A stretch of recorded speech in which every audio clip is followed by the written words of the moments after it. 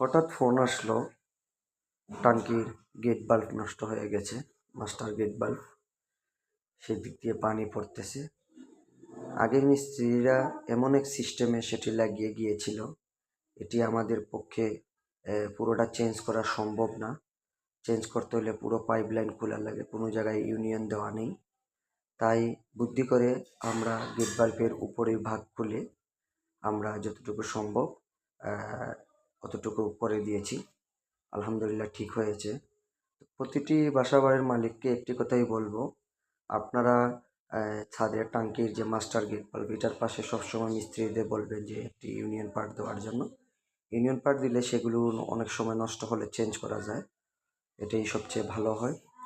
সবসময় চেষ্টা করবেন যে এতে টাঙ্কি দিয়ে কোনো পাশে যাতে পানি না পড়ে, কারণ পানি যদি টাঙ্কি দিয়ে পড়ে অনেক সময় দেখা গেছে এক ফোঁটা করে পড়লে অনেক পানি পড়ে যায়।